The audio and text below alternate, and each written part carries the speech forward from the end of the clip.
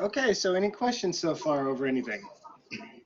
Yeah, can you do number 3 on section 3.2? Okay. Okay, so number 3, 3.2. Yep. Yep.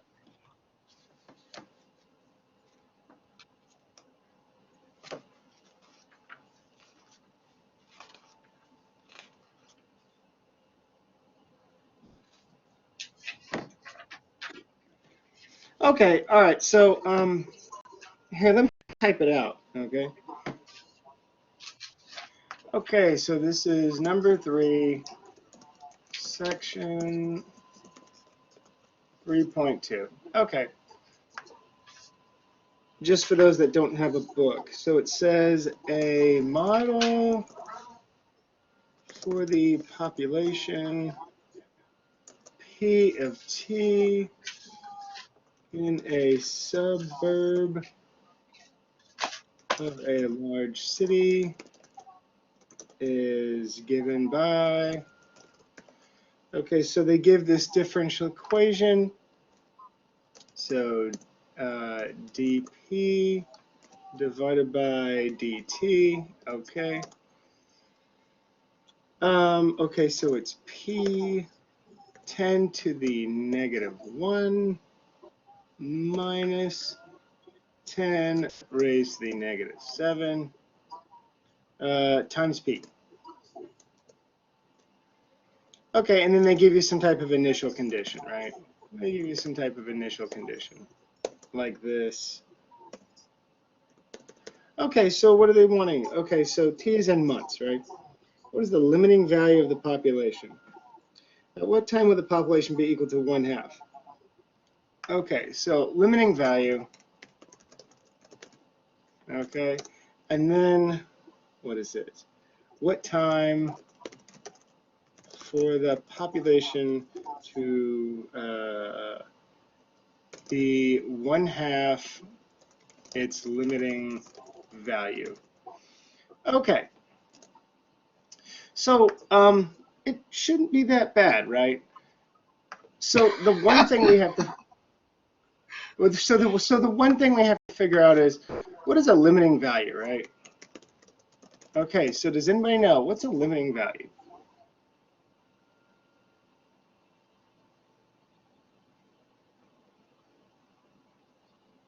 Time?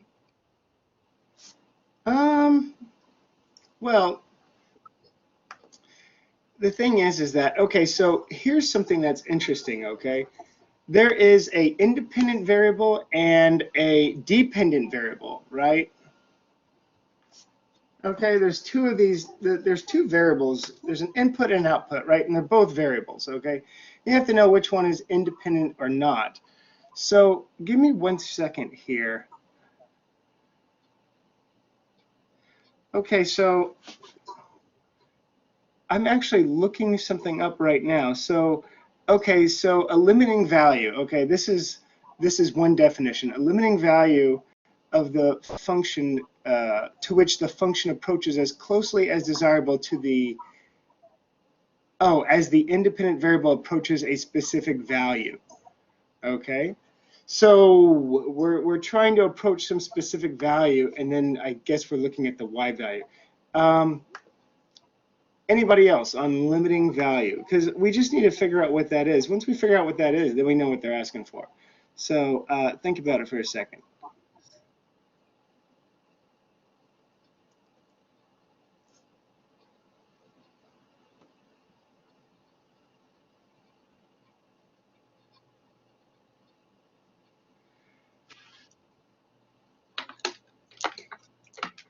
Okay, it actually might be an asymptote. Okay.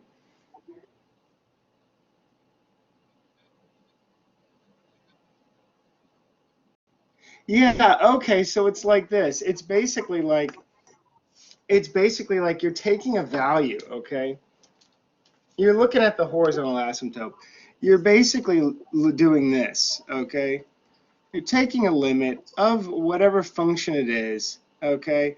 In this case, it's going to be p of t, okay? And you're trying to see what happens as you approach infinity, okay? I wrote x, it really means time.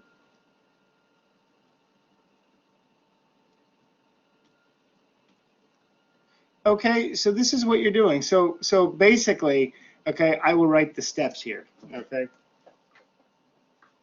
So this is what you do, okay? Step number 1, solve the DE, okay? And remember, this is an initial value problem, so they give you some value, right? Okay, you're probably going to use it to solve for a constant, right? Because there's usually constants. Anyway, so you solve the DE, plug in the value.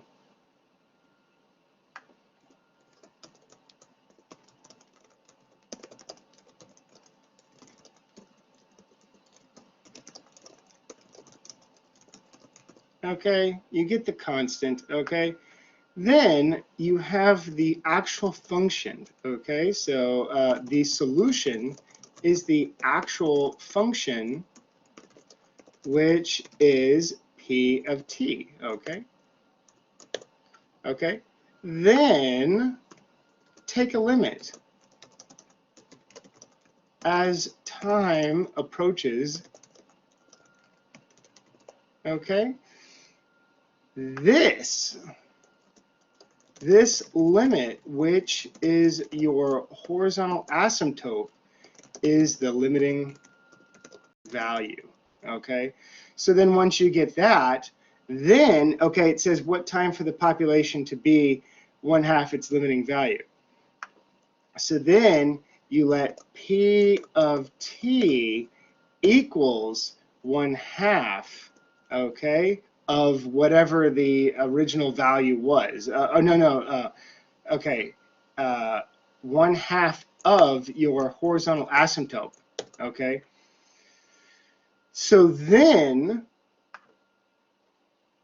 okay, then solve for t. That is how you do the problem, okay? Maybe we'll talk about it next time or something. Maybe we could always do this one on the side and then talk about the results next time, but this is the procedure on how to do this.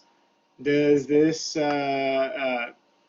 make sense? Is this, are you okay with this? So basically, once you figure out the terminology, it's not that bad.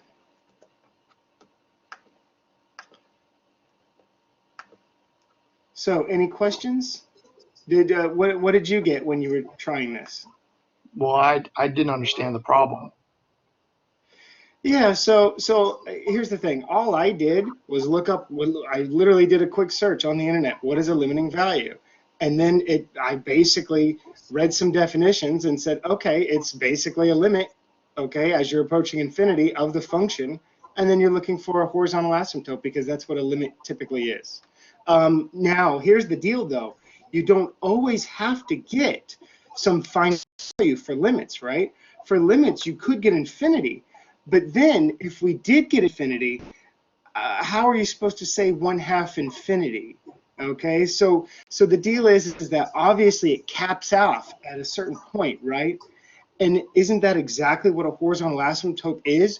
You're approaching infinity, right? And then the function approaches some type of finite value. It limits off, okay? It doesn't blow up to infinity, right? It doesn't become unbounded. It's bounded by something. It levels off, and that's called a limiting value. So it's just a horizontal asymptote.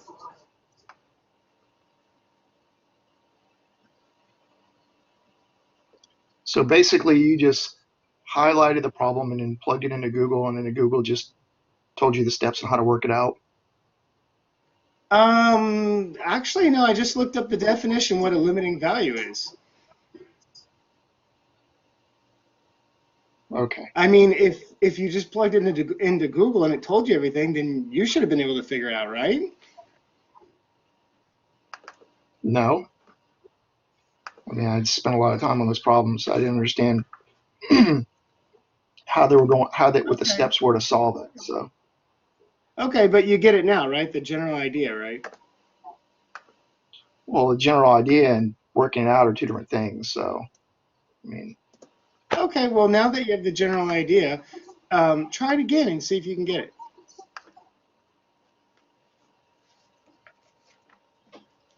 Okay, so any other questions here?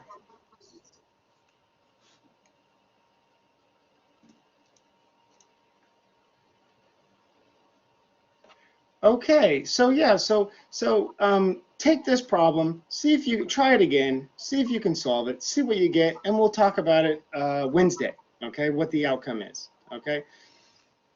All right, so we're gonna do some more stuff here. Okay.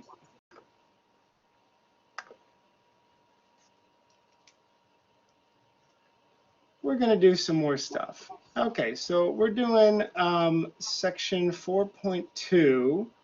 And we're still going to do this whole idea of reduction of order.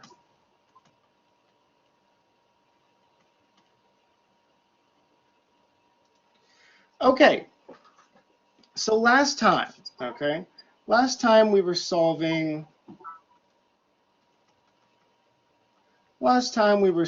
this problem right here. Okay, so does anybody remember what we did? Okay, this is from last lecture. Does anybody remember what we did?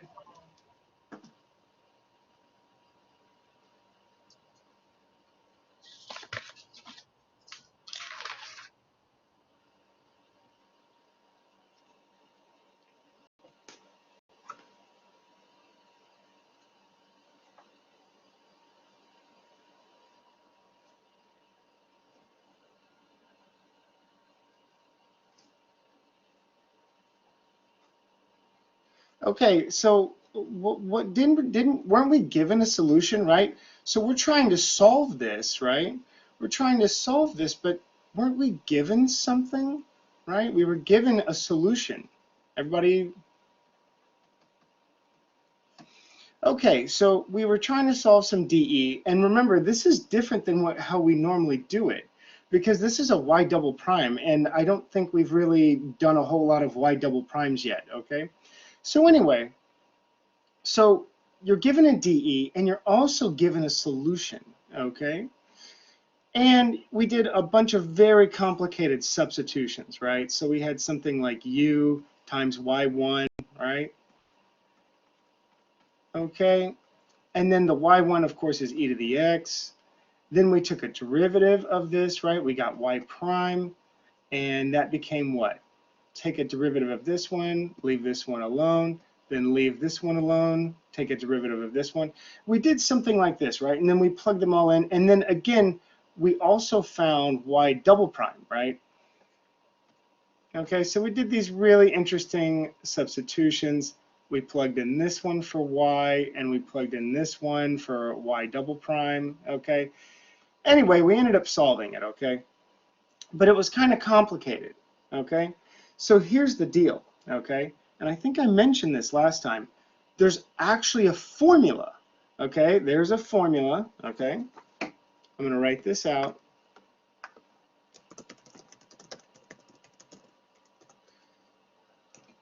Okay, anytime I say ST, that means such that, okay? Formula such that if you are given one equation, or one solution, right? Then you can find the other solution, okay? And you can skip all of those complicated substitutions. Okay, so here's the formula, okay? So sometimes these formulas are like your best friend because they save you when you really need them.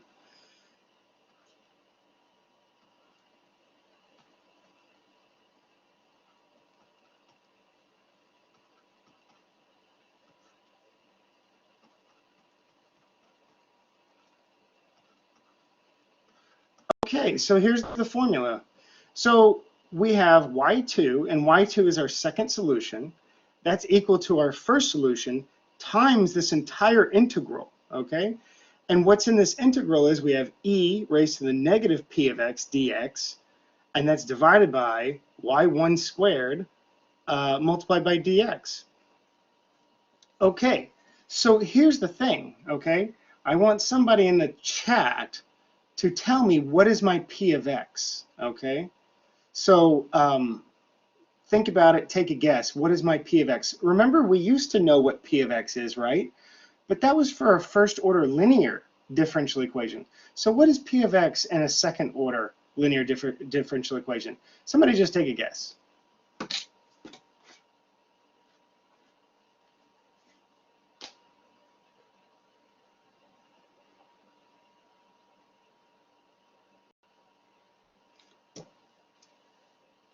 And so my hint is, look at the original DE right here, okay? Look at the original DE and tell me, what is my P of X going to be?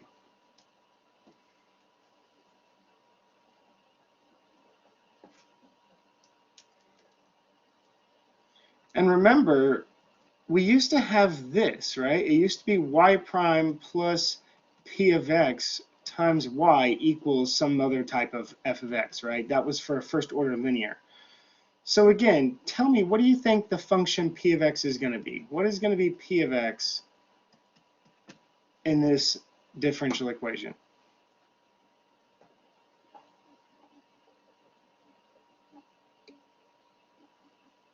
Okay, so one person said y. Okay. Okay, any other guesses? But okay, but here's the thing, okay? So somebody said y. Okay, good guess, but what is the whole definition of P of X? It's some function of X, right? P of X is a function of X, not Y, right? So I already know Y is not the right answer. Okay, so guess again.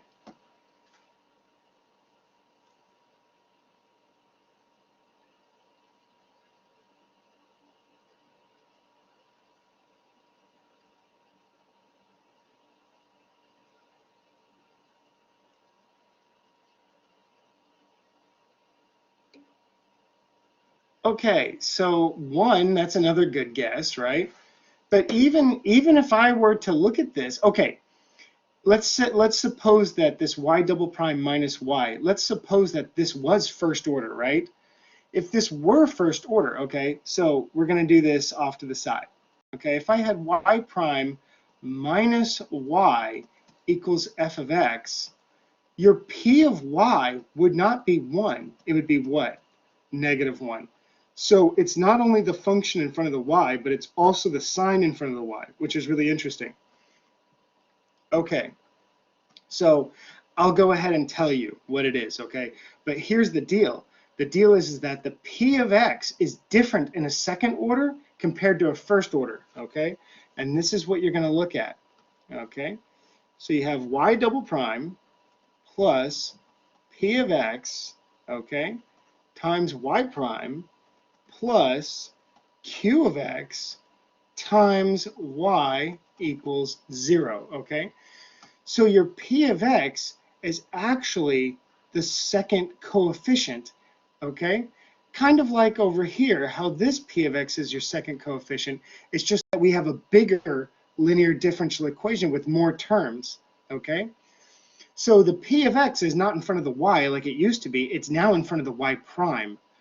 So I want everyone just to, make a mental note. This is how you find your P of X now, okay? All right, also, if you look at the notes we went over last time, the y2, which is your second solution, because remember, y1 is the given solution.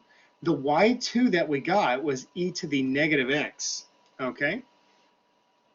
So this is e to the negative x. So what we should expect here after computing this is we should expect something that kind of looks like e to the negative x after computing this, this formula for y2. Okay, so that's what we're going to do. We are going to compute this. All right, so let's go ahead and do it. So let me make a new slide and we will get on.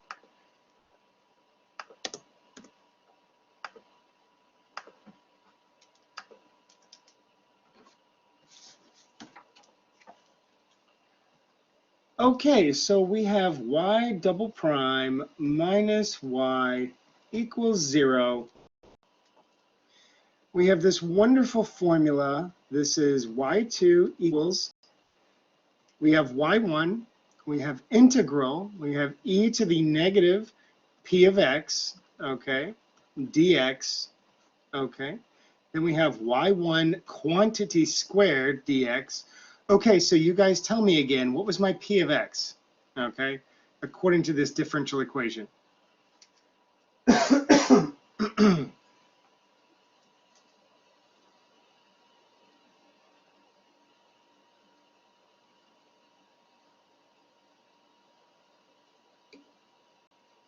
Okay, so this is an excellent observation, okay? It's y double prime, and if you need to, write this out, okay? It's y double prime plus 0 times y prime, okay, minus y equals 0. So your p of x, okay, p of x is going to be this right here. It's going to be 0. So that's kind of weird, okay? So we're going to be integrating this 0, okay? So let's go ahead and plug everything in. So we have y2 equals y1, and we know y1 because that was given in the original problem, right? Okay, e to the x. So we have e to the x integral e to the negative. Now, here's the weird part. We're going to have 0 here, okay? All right, great. And then we have e to the 2 because we are squaring e to the x. All right. And okay, so tell me, what is this integral going to be right here? Off to the side, what is e to the negative integral 0 dx? What is this? It's kind of weird.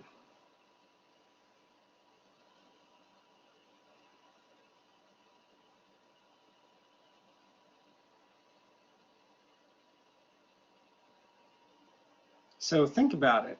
What is e to the negative integral 0 dx? And sometimes I even write it like this, okay? Sometimes I will do this. I will actually put an x in there, but it's times by 0, okay?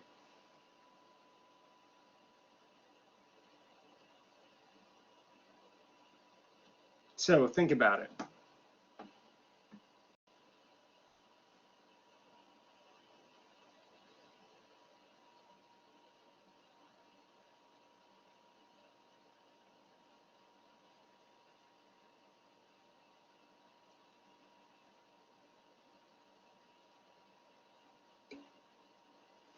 Okay, so yeah, well, okay, it's like this.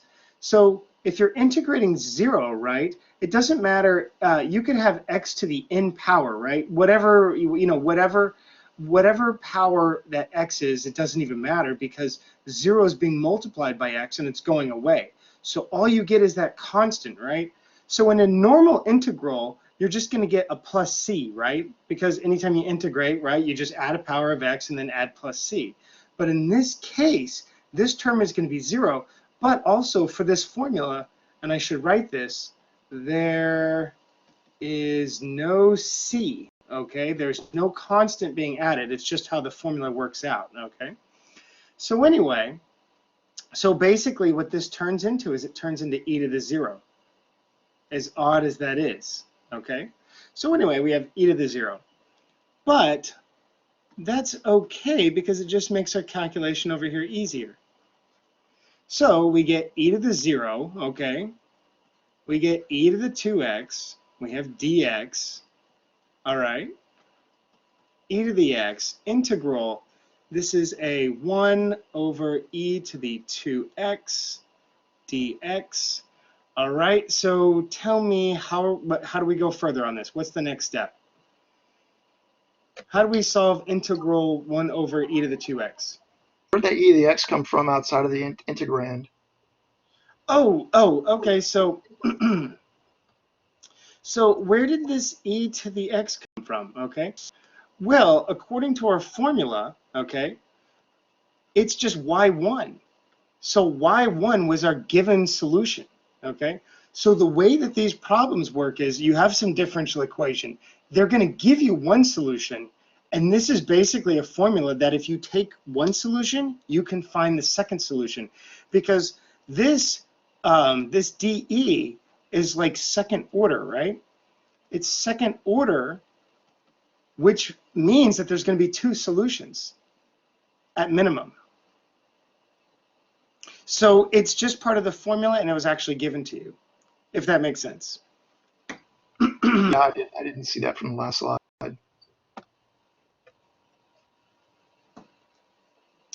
Okay, so how do we compute 1 over e to the 2x?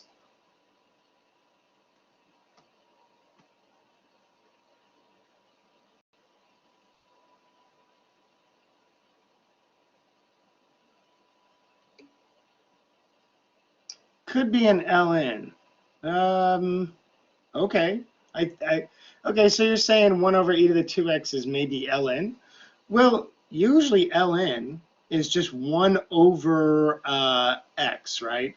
Or 1 over, usually it's like x plus a constant, right? Okay, so yeah, it's 1 over, but watch this, okay? You have e to the x integral e to the negative 2x dx. Okay, so does it look like ln now? Because how do we do integral e to the x? Okay. Okay, here's just a little side note.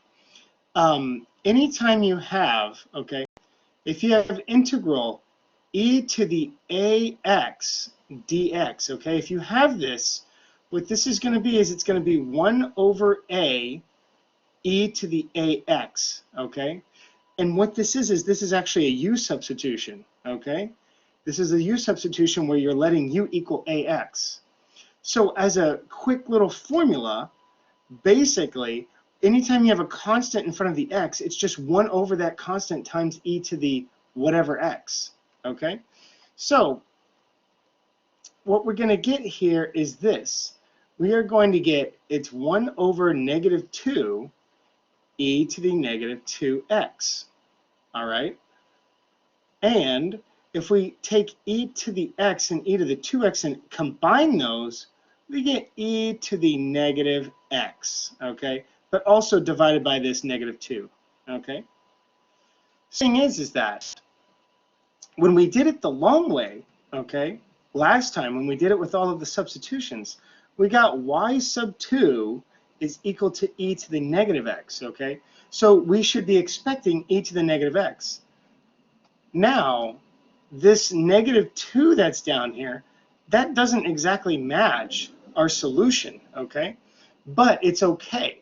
The reason why it's okay is because the main idea is just solving for the function, the constant in front. Basically, it's kind of weird, but you can negate the constant in front and come up with a general solution. And the general solution, of course, I'm writing this way up here, is going to be c1 e to the x plus c2 e to the negative x, okay? The negative 2 little constant is kind of weird because you can pick values for c1 and c2 to basically, you can plug in things to get c1 and c2. But the main idea is that we recovered the main function, which is e to the negative x. So, any questions over this?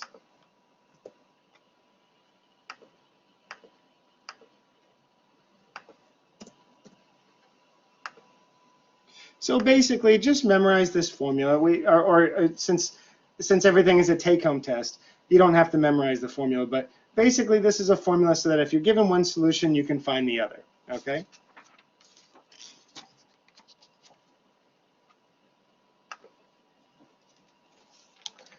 Okay, so I'm going to give you guys a problem. Okay. We have y1 equals x squared. Okay. And this is a solution, okay, of this one right here.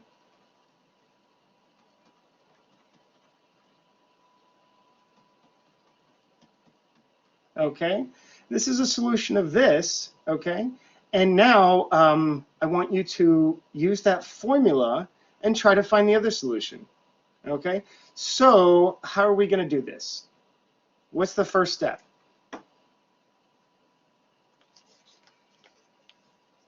So we know we're going to use the formula, right? But what else do we have to do?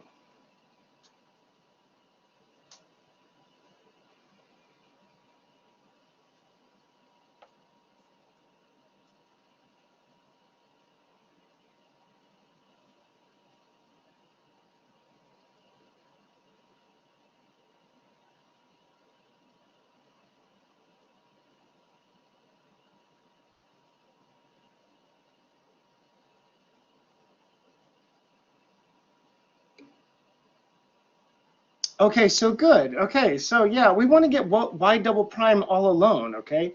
We want to get y double prime all alone. Okay, so how do we do that? Just divide everything by the coefficient in front of y double prime. So if we do that, what do we get? We get y double prime minus 3x divided by x squared. Okay, y prime plus 4 over x squared. Okay, so we have this. Okay, so can anybody tell me what my p of x is?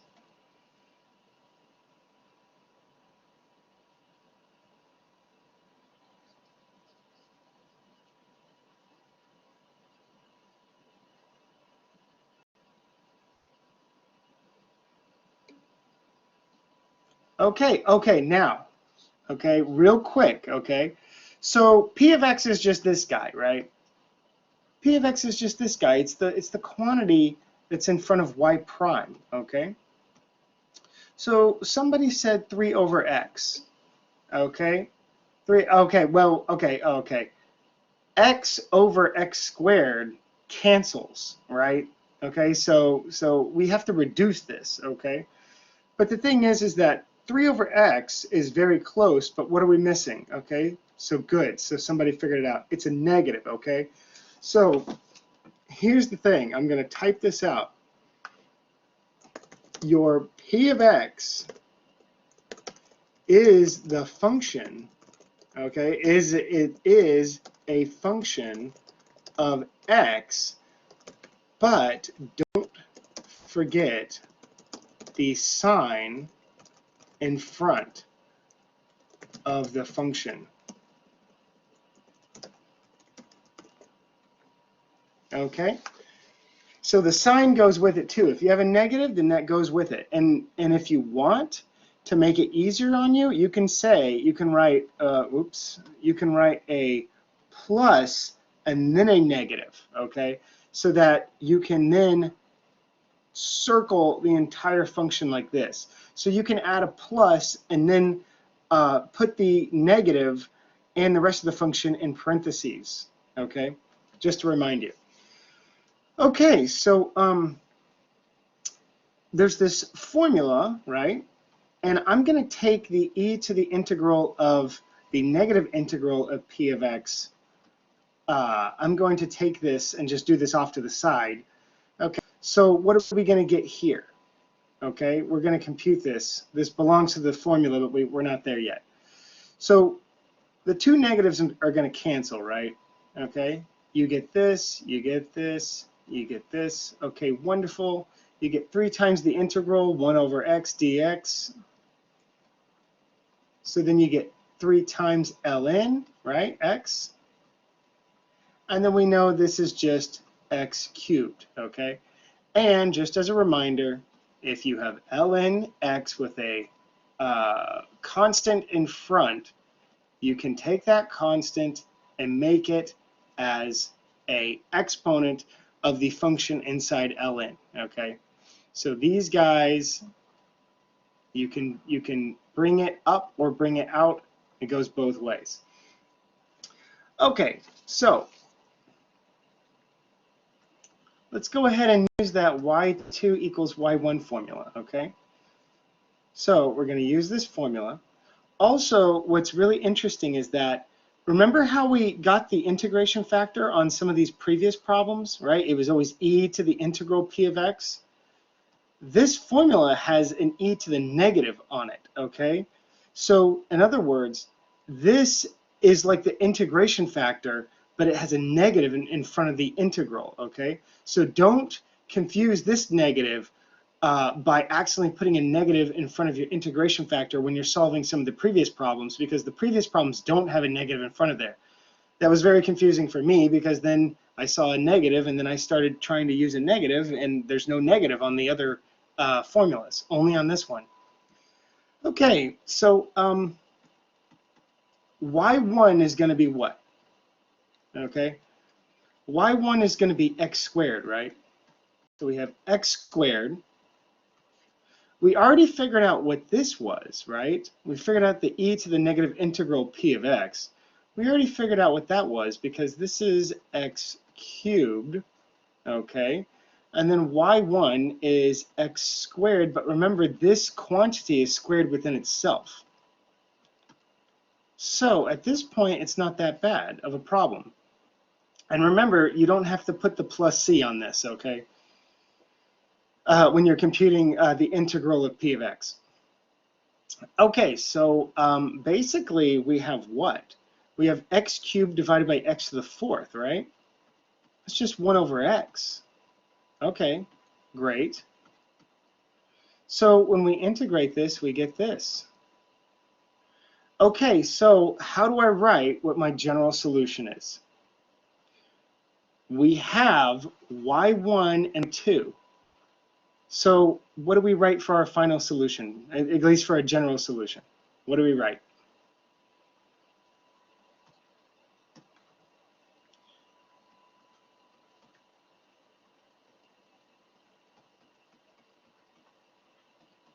This is the formula. It's y equals c1 times your first solution. I guess I should have written y1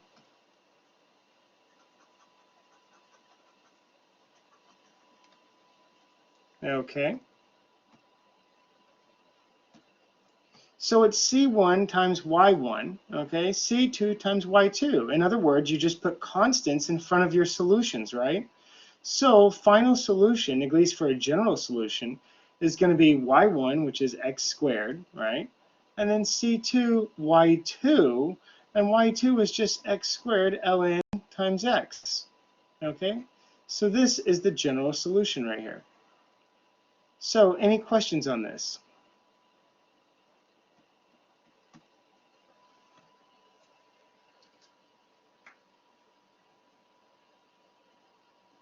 You think you guys got it? If I gave you a problem where you have a differential equation and you're given one solution, do you think you could use this formula to find the other solution and then write it in a general form?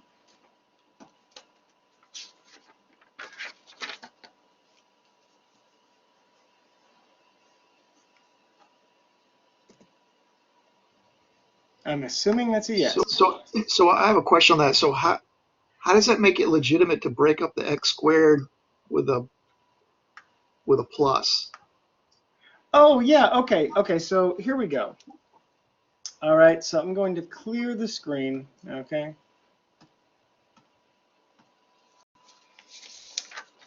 Okay, so if you have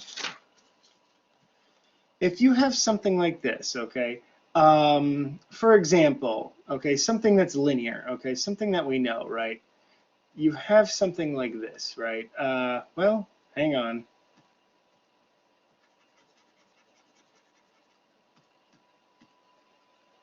Okay, y prime plus p of x times y equals some type of f of x, okay? We know that this is linear, and we know how to solve this by just getting the integration factor, okay? So the thing is that if we had something like this, okay, let's say this was 3x, okay? It's very easy to find p of x, okay? P of x is just 3x, right? Okay.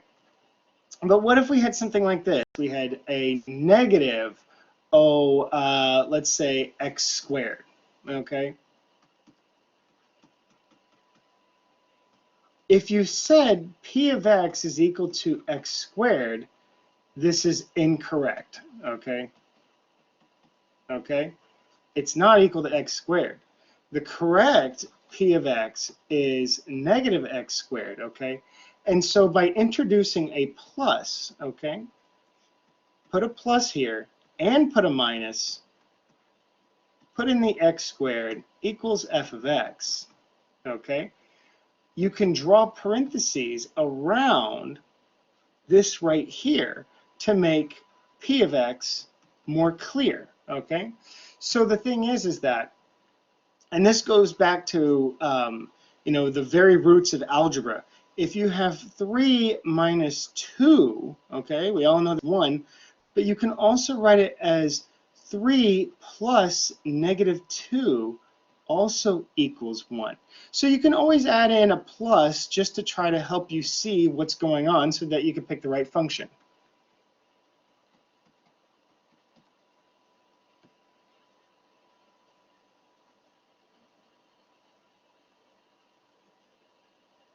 Okay, so But that one doesn't have a plus or a minus. It's looks like it's x squared times ln of x.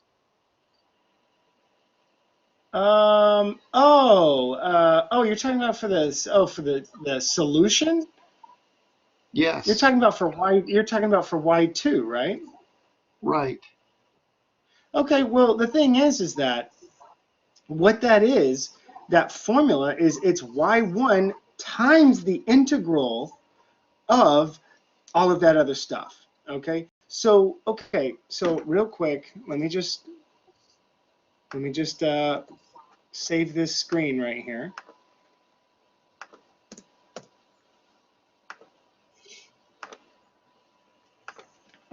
Okay, so the thing is that the question is how come it's x squared times ln x?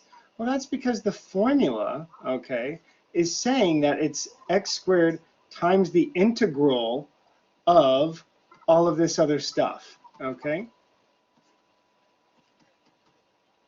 Okay, so this right here, okay, this right here is a multiplication, okay? It's like this. It's like saying, hey, we have one function times another function, okay? So the whole integral, the result of that is a whole nother function, and you're multiplying it by your y1, if that makes any sense. Does that clear it up? I don't know. I'll have to look at it some more. I mean, I understand what you're Okay, saying, but it's so if you know you it's have C1 this, F1 plus C2 F2, so the F1 is actually in the denominator. That's what you're saying.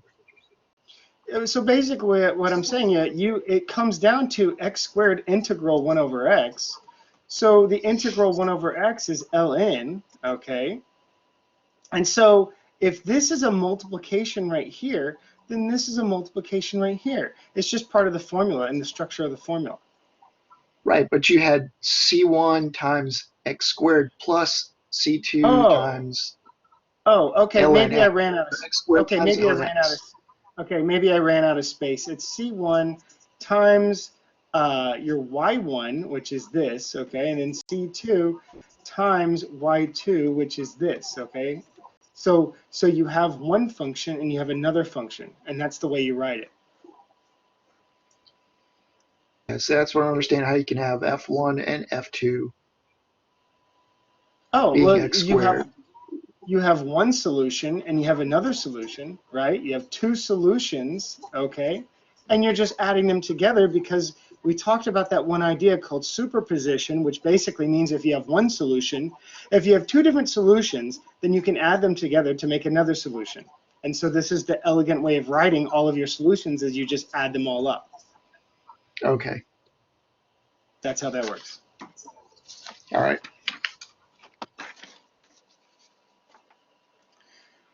Okay, so I'm going to save this screen.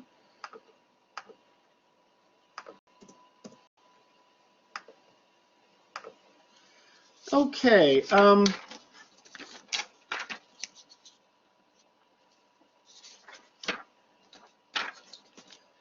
so here's a question for you guys, okay? Here's a question. If I have something like this, okay? A times y double prime, okay, plus b y prime plus c equals 0. Okay, if we have something like this, okay, a differential equation, what do you think, and I'm going to type this out, what type of solution or what type of function do you think would satisfy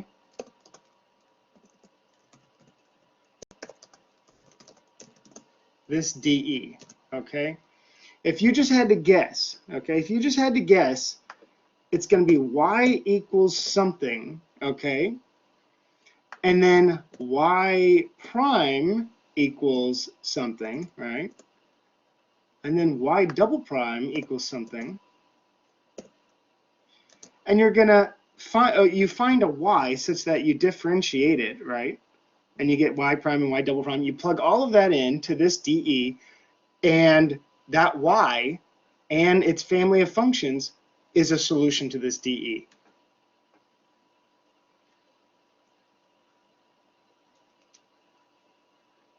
Okay, so the thing is that what is going to be this y? And could you look at this and try to logically figure out what's going to what are we going to pick for y that work in here?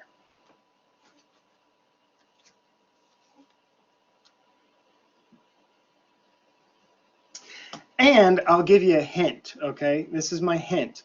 Look at the previous solutions, okay? Look at the previous solutions that we've done for y double primes, for differential equations with y double primes on them, okay? Like, look at the last solution and then the last solution. Look at those solutions. Like, what do you think y is gonna be?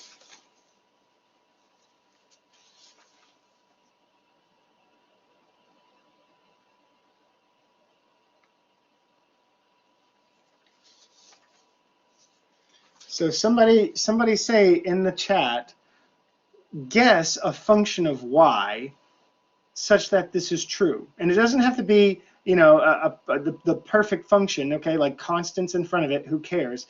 I'm just looking for the main function. What's the main function that's going to work in here? And look at the last couple problems that we've done. Look at those solutions. Based on that, what do you think y is going to be?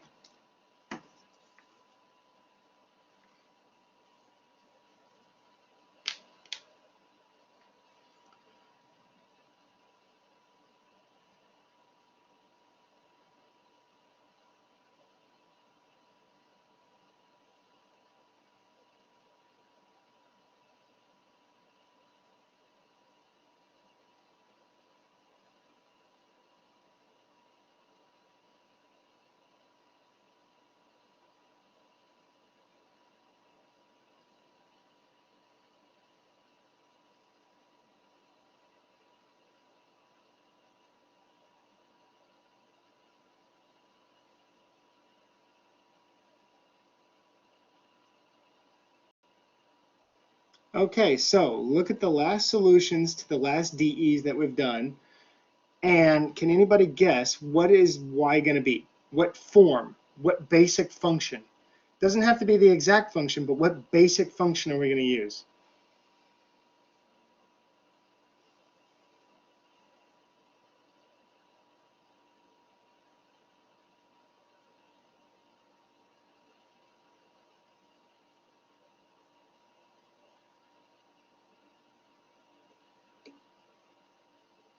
Okay, well, that's the general solution, right? Okay, so C1 times y plus C2 times y2, that is the general solution, okay? So that after you find y1 and y2, then you plug them in, okay? But I'm saying, what type of function is this? Is this going to be, is it a constant function? Is it a linear function like ax plus b? Is it a quadratic function? Okay, so somebody said linear. It's not linear, okay? You know, is this some type of ln function? You know, like what kind of function, okay? What were the functions that we were just using for y1 and y2, okay, earlier? And in this case, in this case, the a, b, and c, these are constants, right? These are not x values. A, b, and c in here are just constants.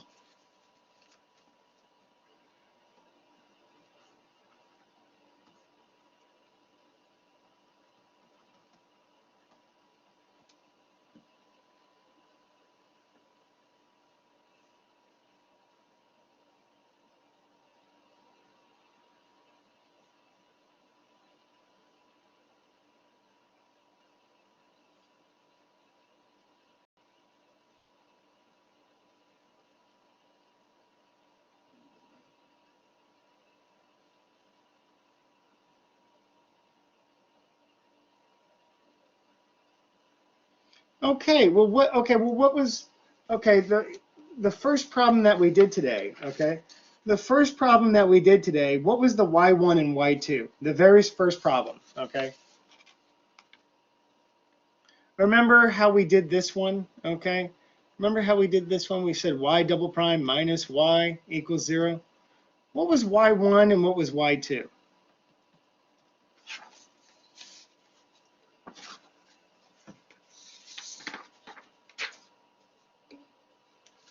Okay, it was e to the x, okay? So that's the answer I'm looking for, okay? Yeah, e to the x and e to the negative x. That's the answer I'm looking for, okay? Now, the previous one that we just did, the previous DE, that had like x in front of y double prime, right? It had like x squared or something like this, okay?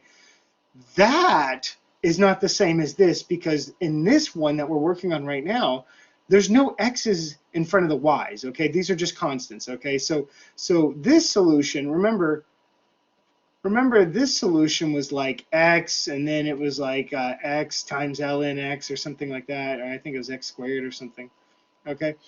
This was different because these had x's in front of the y's, but this one has constants just like ours has constants, and these were the solutions, okay?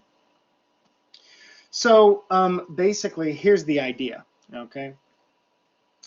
We are going to pick, for our solution, we're going to pick e to the mx, okay?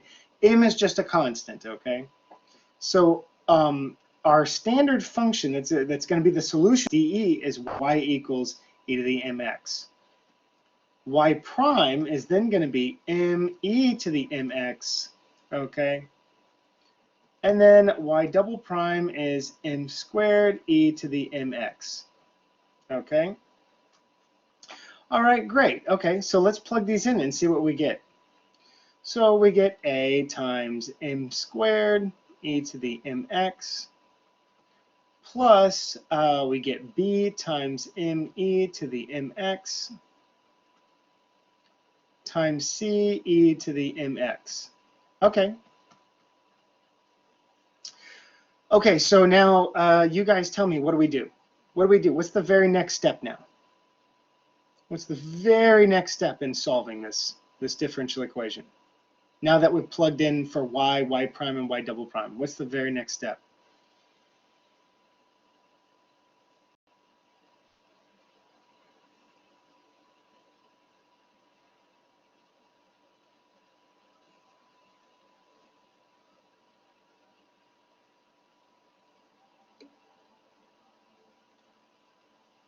Oh, okay, well, okay, so somebody joined late. Okay, don't worry about it. You can always watch this, okay? You can always re-watch this.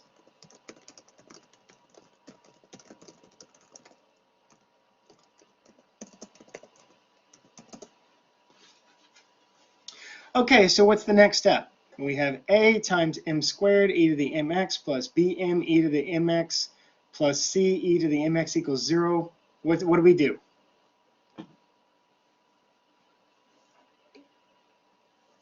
Okay, that's exactly what we do. Okay, we factor out e to the mx.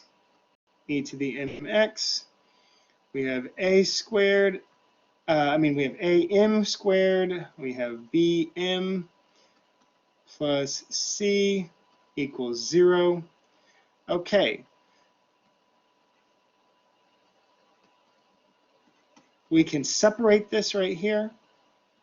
We can separate these into two equations. Okay, what do we get for e to the mx equals 0? What is that? What is the outcome of that one?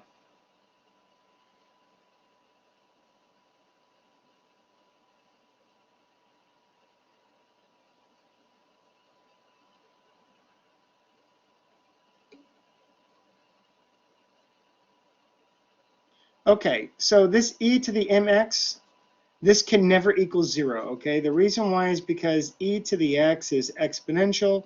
It has a horizontal asymptote at y equals 0. So the function will never touch 0, okay? So you can discard this, okay? You can discard e to the mx equaling to 0 and just never touch it again. Okay, now our goal is to solve this, okay? The goal is to solve this, okay? So the thing is that how do we solve this?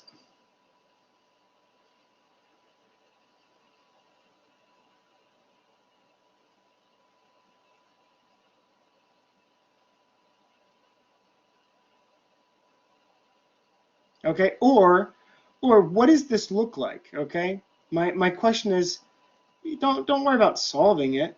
What does this look like? Okay, should look very familiar. Should look like some type of problem you've done, hopefully many times. Okay, so what does this remind you of? We have am squared plus bm plus c. Any ideas on this? Okay, somebody gave a very good answer, okay? It looks something like this. What if I had like x squared? What if I had x squared plus like 3x, you know, plus 5 or whatever, okay? What if I had something like this? This is just a quadratic polynomial, right? Polynomial or trinomial, right? Okay, we all know how to solve this. Any type of x squared plus something x plus a constant, everyone knows how to solve this. You either do factoring or you do the quadratic formula, okay? And so basically what ends up happening in this problem, okay, what ends up happening is that if you have a differential equation that is y double prime and then a y prime and then a y, and you have all constants in front of those y's, okay, then you use this y equals e to the mx equation, you plug it into the differential equation, you plug in y prime, y double prime, okay, and then it ends up transforming the dE into some form of, you know, am squared plus bm plus c, and then you treat m like x, and you solve this thing, okay? So I'm going to show you the three cases, okay? There's three different cases here. We're going to talk about them.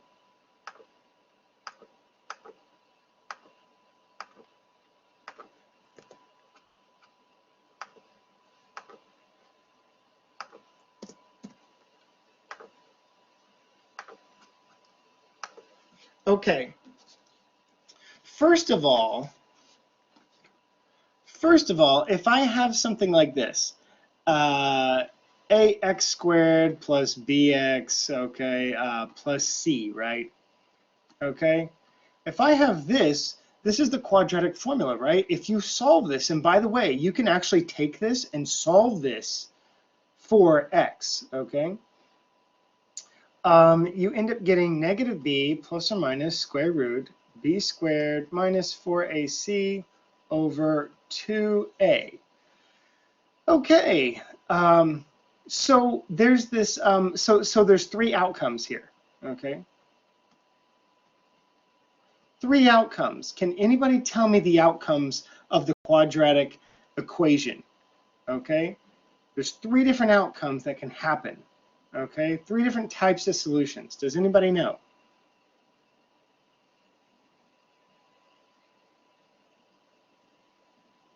So somebody tell me three different outcomes that you can produce with the quadratic equation.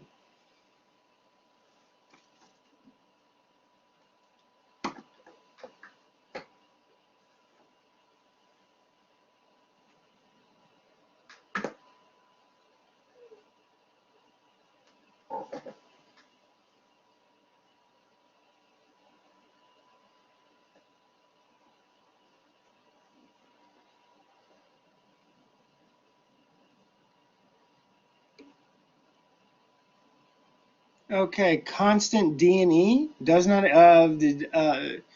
okay. Okay.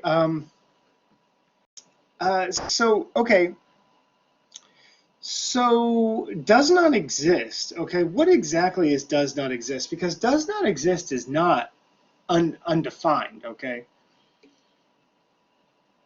Okay, if you have like 1 over x, this is undefined, right? But does not exist means it's not there. But undefined is not the same thing as does not exist, okay? All right, here's the solutions, okay? You can have two real solutions, okay? Two real solutions, okay? What is a real solution? It's like 3 and 4, okay? X equals this, right? Two real solutions. That's one outcome, okay? You could also have two real solutions, okay, that are the same, okay? Like x equals 2 and x equals 2. They're the same, okay?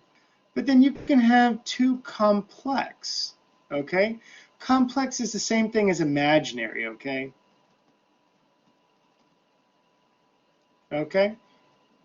And that always comes in the form of a plus or minus bi, okay? So you have three different ways that the quadratic can go, okay? And the determining factor of all of this is this right here, okay? And this is called the discriminant, okay? Also, notice how in front of this square root, there's a plus and minus, right? So the plus and minus already tells you there's basically two solutions, right? Okay? So anyway, so yeah, so you can have real solutions, you can have complex solutions, you can have two real solutions that are the exact same. Let me ask you this. Can you have, okay, this is just in general, can you have a single complex solution? Okay. Can you have a single complex, I can't even speak. Can you have a single complex solution like this? Okay. And this is the only solution.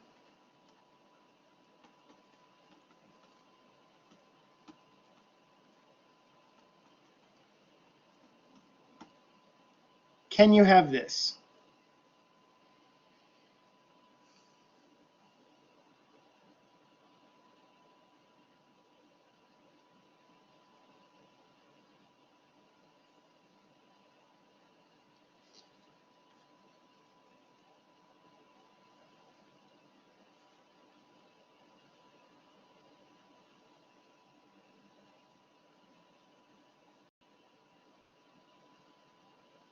So any guesses here?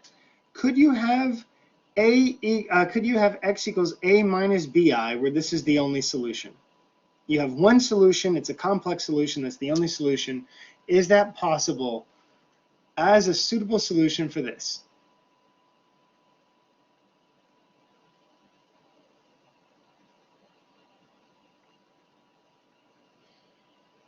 Any guesses?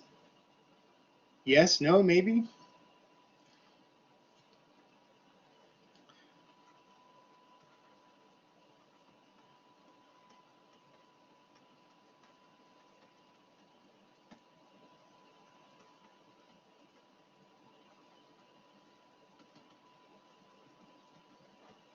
Okay, so here's the answer, okay? These complex solutions, they always come in pairs,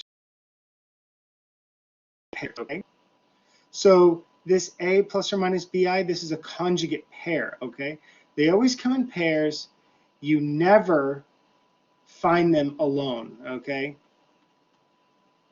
You never just get one complex solution. If you have one complex solution, you always have another one, okay? That's just fun facts to know. Okay, so based off of that idea from the quadratic equation, we can have, there's similar outcomes that happen, okay? There are similar outcomes that happen when we're talking about the differential equation itself, okay? So, again, we have a times y double prime plus b times y prime plus c times y equals 0. Okay, so if you have, okay, so what ends up happening is this.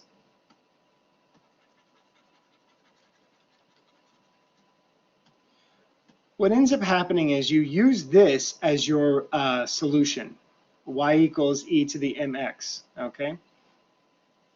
And what this ends up reducing down to is you end up getting a times m squared plus b times m plus c, okay? And m is kind of like the x, and we're trying to solve this, okay?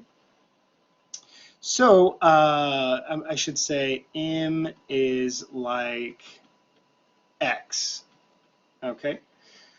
So we just talked about there's three different outcomes, okay? So you can have two different real roots, okay? You can have two different real roots, and if you get that, this is the format that you're going to write it in, okay? So remember how we were writing all these general solutions? Okay, we were writing all of these general solutions. Well, if you solve this equation and get an m1 and m2 and they're different from each other, then this is the general solution right here. It's going to be c1 times e to the m1 plus c2 times e to the m2, just like the solution for that very first DE we did today. Okay, well, what if you get what if you have two that are the same root? Okay, what do you get then?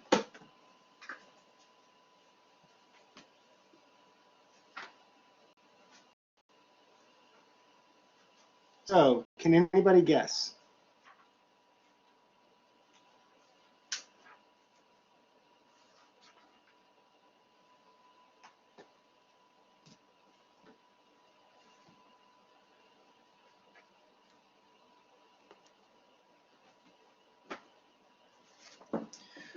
Okay, so it's very counterintuitive, okay? If you have two that are the same, it doesn't follow this formula, okay? What ends up happening is you have this right here, okay? C1 e to the mx, okay? Then you have C2, but it's x times e to the m2x, okay? So you have this extra function that literally pops up that you have to include in here, okay? Why does that work? Because if you don't have it, it doesn't fit the format of the solution, okay? This is the correct solution. This is the right way of writing it. It's kind of weird that there's this random x in here, but this is what happens, okay? All right, what about two complex solutions?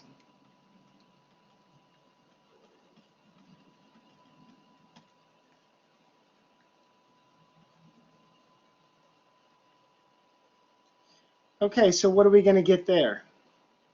Okay, and let me write out.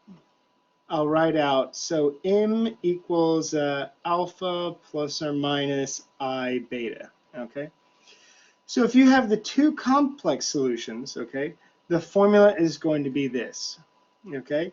The formula is going to be e to the alpha x multiplied by c1 cosine beta x plus c2 sine beta x, and there it is, okay? Why does it look like this? Well, it's really complicated. This is the final result, but there's actually many steps that you basically take to get to this final step, and including, I think it's Euler's equation. There's all these equations and complex analysis that you use to basically take something that looks like the first case or the second case, and you're converting it using special formulas to get to this final solution that doesn't look like the first or second solution. So basically, this is what's going to happen. You're going to have these types of problems. You're going to solve it you're going to plug in the y. You're going to get something that looks like a quadratic equation. And you have three different cases, right? Three different cases for this. And this is how you write out these solutions. If you follow these formulas, you'll get the right solution. Okay. So we're going to do one of these together.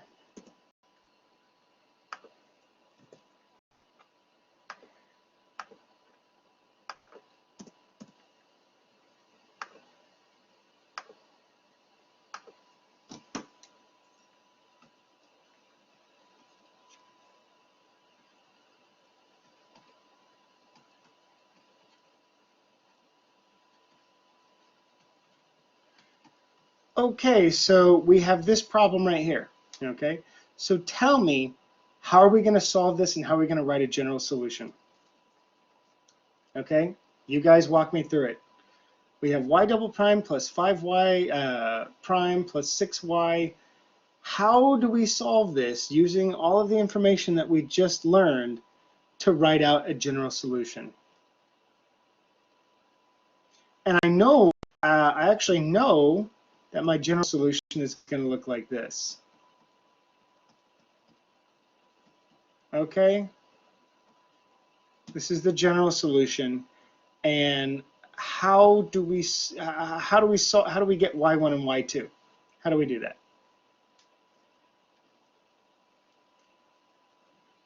So you guys walk me through the steps.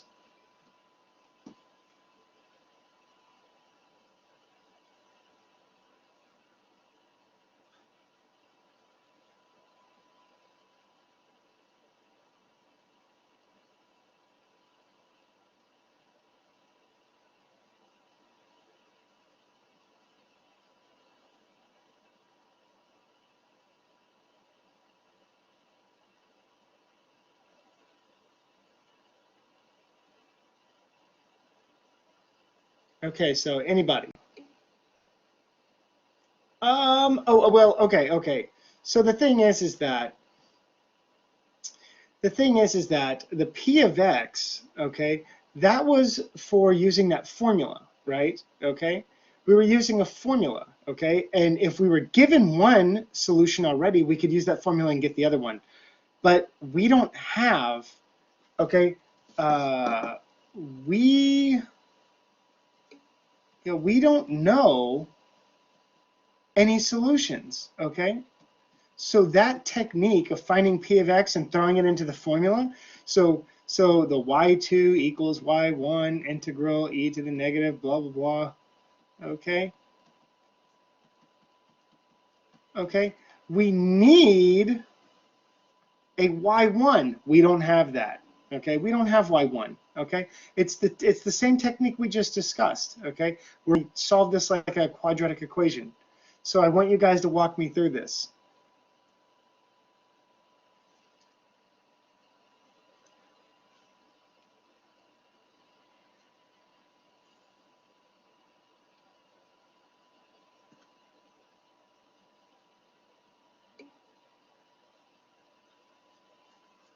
Well, okay.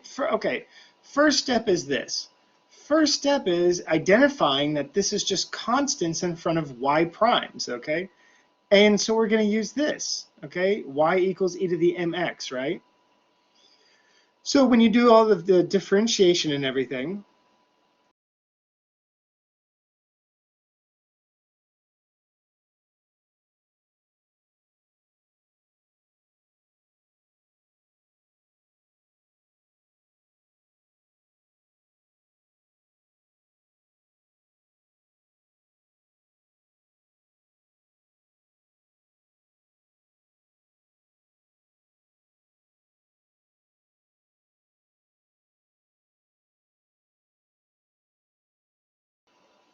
okay, somehow I think my computer said we got disconnected for a second. Oh well.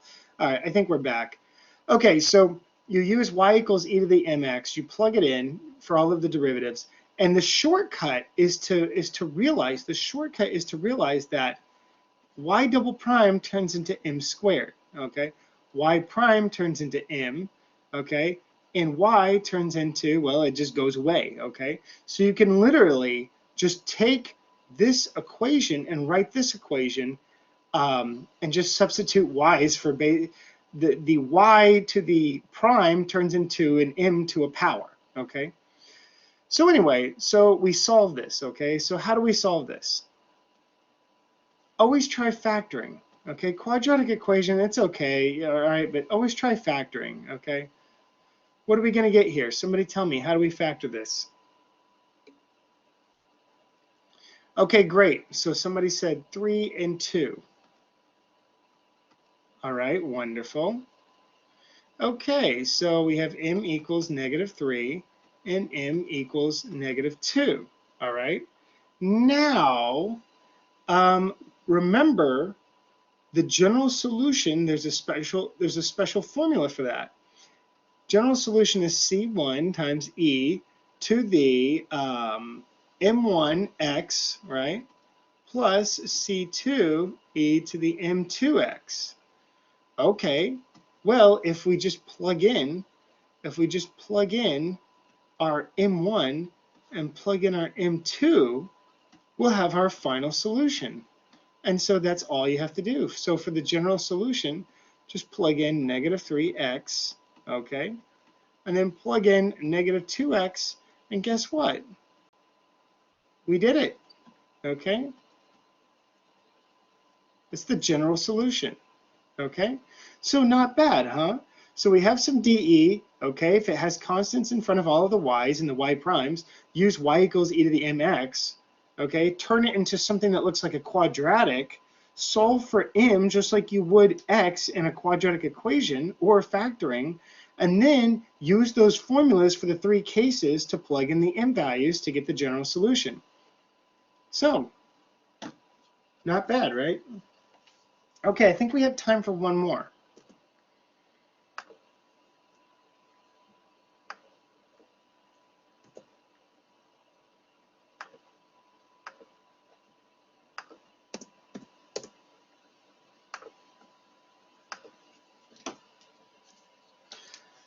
Okay, what if we had this? We have y double prime plus 4 y prime plus 4 y equals 0. Okay, so how do we do this? You guys tell me. How do we do it?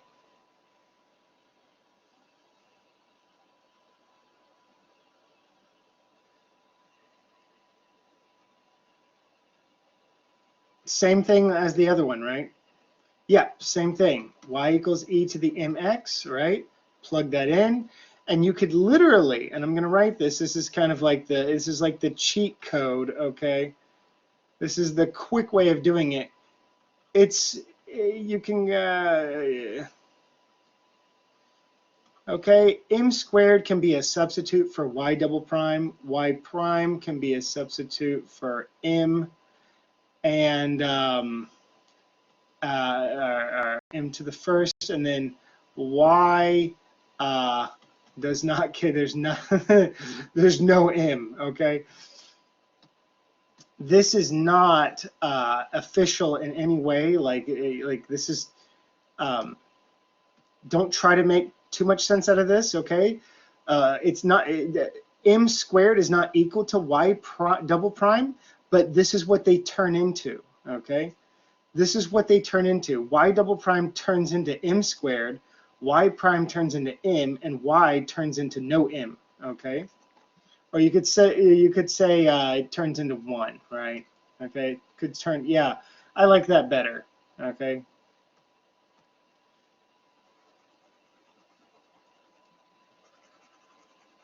Just say this turns into 1, okay?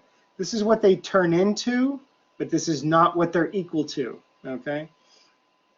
Anyway, so use e to the mx, you're going to get m squared plus 4m plus 4 equals 0. Okay, what do we do next? You guys tell me. Can we factor this? Always try to factor it. Don't try to use the quadratic equation first unless you have it on your calculator and it just spits out the answers.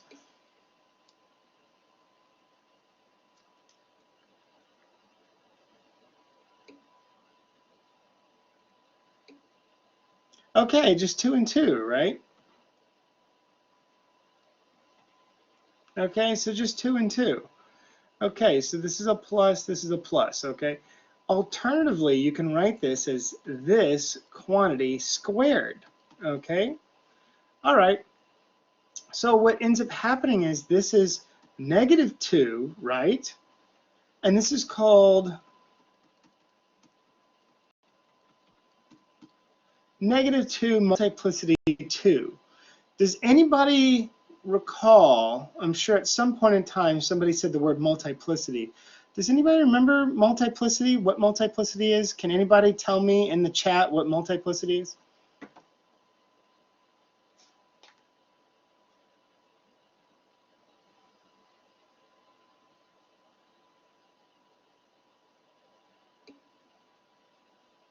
Number of times, yeah. Multiplicity is how many times the same thing occurs, okay? And let me write that out because maybe some of you have heard that before, maybe not.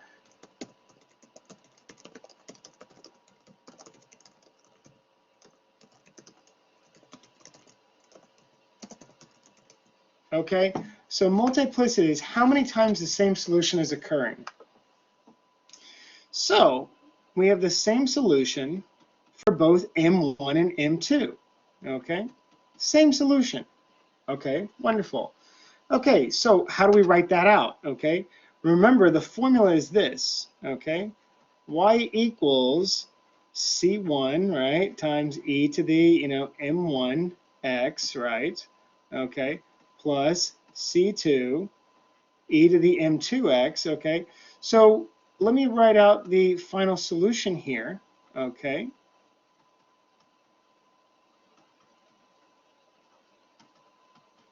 And you guys tell me, is this the final solution? Is this correct? Okay, is this correct? You guys tell me.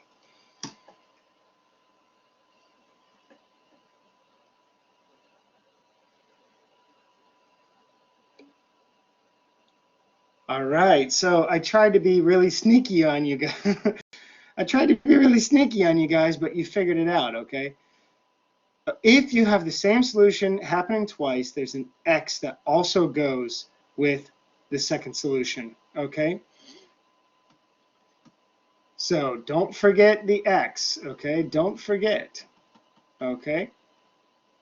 And then as a special fun bonus, as a special fun take-home problem, C, okay, go home,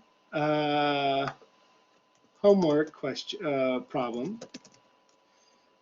Next time, or homework problem, see if you can figure out why there is an X on the second multiple solution. Okay, so how come there's an X when we have two solutions that are the exact same? Why is it like that? Okay, why is it like that when you have a where if you have the same solution happening multiple times, you have to multiply by an X in there? Okay, so go home, see if you can figure that out. We'll talk more about this Wednesday, and that's going to be it for today. So if you have any questions, if you have any last minute questions or whatever, let me know. But that's pretty much it.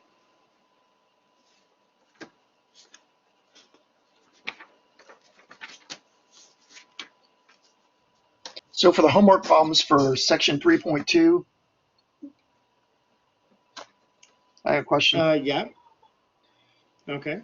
So it looks like section 3.2, those problems are really, really, really, really, really long. Um, I'm Yeah. not, So I'm not yeah. really, So here. I don't really understand the concept very well, and that's why I was, it seems like 3.1, you can kind of figure out what's going on, and you just like dp over dt and your separation of variables, and then you know, but they're basically it's the blueprint is the same on those problems. But 3.2, it does not seem like that's the case. Okay, so this is my advice. Okay, so look through the section, look through the homework problems. Okay, and pick some that you think are doable. If the problem is really complicated and really long and it's going to take you 2 hours, skip that one. Pick an easier one. Focus on that one. See if you can get it, and go from there. Okay, so basically, look for interesting problems that that would look like you would benefit something out of it. I'm not a fan of very long problems. If there's a problem that takes 3 hours to do, forget it. Pick a problem that only takes 30 minutes or less. Okay. Well, I went to the UHCL website and I asked about that problem, and somebody put a response. They said you needed to sign up for the site, and they were asking for a, a student ID number, and so Oh, I mean okay. I went to Well, I went to HCL a long time ago for for pre-cal, and so I can't remember my student ID, but Oh, okay, I, so, so I didn't know they had to ask you for that, but I will say this is that if you actually went there and you've taken courses from there, I'm sure you can call them up and get your student ID number and then actually use that. And that actually might be a pretty, I would say that that's a pretty smart thing to do, because if you have a student number, then that means you can get help from them, right? yeah, yeah. Yeah, so just call them up, ask for your student number, and then use it. And even if you're an alumni or you've been there previously, I don't see why. I would at least try it. Just try it, see if it Well, works. if if if I get through this class and I'll be going there again next semester, I just kind of Yeah. this class is killing me. So, um, Okay. and I sent you an email yesterday, so last night, but I don't know how often you check your email, but so okay. Okay. Thank Well, you. hopefully. Yeah. All right. Well, I'll see you guys Wednesday and have a great day. Okay. All right. Okay. All right.